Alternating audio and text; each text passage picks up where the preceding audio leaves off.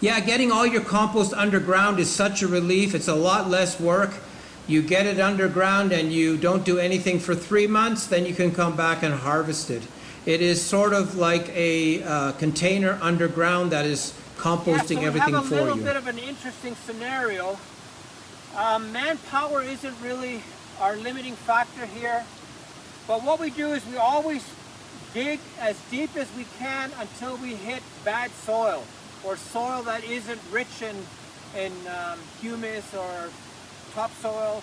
It's not a rich soil. We've reached here. We could go a little bit deeper. There still is some good soil underneath this, but we're okay with this. So we're like 3 feet down. We're gonna make a square box. We're gonna move all that green matter into the hole, and we're saving enough material to top it off with about 12 inches. So that's our routine of making new soil, continuously growing green matter to put in these holes, and to recycle this system of creating the hole, filling the hole with green matter, and then covering it, growing on top of it right away, and we keep on doing that all the time.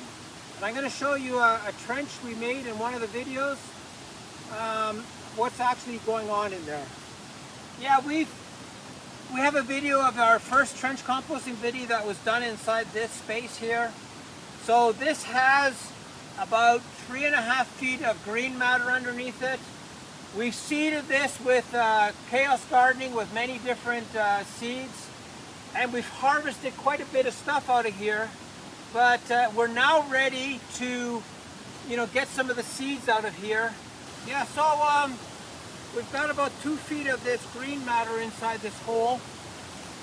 This is another hole from the first video, and we have a little bit of a gimmick here. We always want to have as many different things to compost inside here. We have comfrey leaves, we have cow manure underneath here, we have pine needles, we have everything you can imagine inside this pit. And by having that diversity in the materials that are being composted, you get a different result. You get a different set of micronutrients and a different set of microorganisms. So always diversify whatever goes into these trench composting piles to get a better result when you go back in 3 months to harvest this stuff. It works incredibly well. Just remember that diversity really helps. We have bamboo shoots, we have these large leaves, seed pods. We have everything inside here to turn into great soil in less than 3 months. So as you can see, everything grows like crazy in this material. And this here gives us enough green matter to fill 1/4 of a hole again. So it's this cycle of creating enough green matter to fill in these massive trenches, harvesting the soil, and using the soil in different parts of the garden. I know that in another couple of weeks, or probably right now, I could dig inside here and get all that green matter that is now beautiful compost out of here and replace somewhere in the garden and fill this hole up. So my bottleneck, or my worry, was that I wouldn't have enough green matter. And it's turning out with the way we're growing right now, everything is growing like crazy. So maybe I'm self-sufficient creating soil in this food forest. It's a very interesting concept that I don't bring anything in. It seems to me that the river is helping, and this massive amounts of green matter we create through chaos gardening, and everything's working out in such a way that we think we might be self-sufficient. Yeah, I want to have a little bit of a discussion about this material, this green matter that we compost. I'm a huge fan, and I've never used to be, I'm a huge fan of burying this stuff green. And it might sound very unorthodox, but when I bury this green, I have this real suspicion that I get more energy out of this green matter. By having a layer of topsoil on top, I'm trapping in all this materials, the gases that would be released normally in compost. So it's interesting that when I bury this, it tends to decompose beautifully within 3 months. And you know, there's people that say, you know, they can compost green matter into 24 days. I don't care, because I have so many of these beds that I've dug and filled up with green matter that time isn't really the big deciding factor for me. What is the deciding factor is that I know that I can count on these trench composting areas being ready in 3 months. And I can take that soil out, move it into the garden, and go again. And that's what's nice about it, is once you have a trench and it's decayed, it's really easy digging. And that's always what you're looking for, is if your garden is easy to dig and cultivate, you have great soil, and you can do a lot of things in your garden, not having to use a pickaxe or whatever it is to get that soil broken up.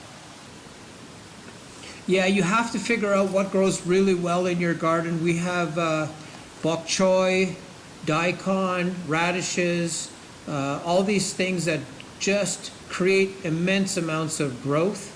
I think this was planted maybe a month and a half ago, and we get amazing amounts of growth in these gardens, especially on top of these trench composting beds. This is a trench composting bed that is full of energy, and these roots actually affect the decomposition rate as well. Yeah, so I want to talk about the soil math on this. So we've put about 15 to 20 wheelbarrows of green matter inside this hole. We saved about this much of soil to put on top of here. This is going to be seeded again today with the chaos method with many different seeds. And we harvested about 20 wheelbarrows of topsoil that has been put in other locations in the garden. So we're constantly gaining soil in such a way that we get everything from the river and from the garden itself. How long can that go for? I'm not quite sure. It's worked out fantastic for us. Everything is growing like crazy. But is it sustainable? I'll find out with time. It's a very different way of composting. It's a very different way of bringing soil into your garden. The road is about 2.5 kilometers that way, so it's really hard for me to bring anything in here. I have to use donkeys and horses. So this method of creating soil on site has been very important to this garden.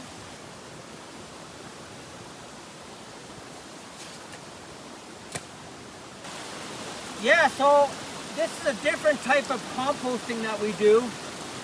So this entire area was filled up with green matter, branches, twigs, sticks, leaves, you name it. Everything that is organic has been put inside here. And what we did right away is we planted the daylights out of this. We have so many different plants inside here. Again, this chaos system, there's so many different plants growing and competing for this space. And this was for us to protect ourselves against the current of the river. It worked incredibly well. This is establishing itself incredibly well. And why? It's because there's so much energy here. This worry about planting on top of soil that is decomposing is completely not warranted. You can plant right away into soils that are decomposing, changing. It is not hard to do, and everything will grow like crazy. This idea of waiting for you to do stuff, get the seeds in the ground, get the plants in the ground, and just go for it.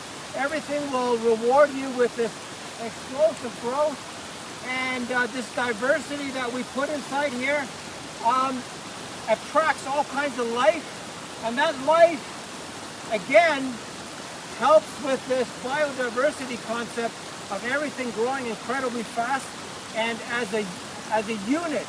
And that is so important. The soil in here is insane. It's going to be so powerful because every couple of feet there's a different plant species growing amongst each other and creating this super soil of, you know, every plant delivering different micronutrients and micro organisms that create this great power of vegetation.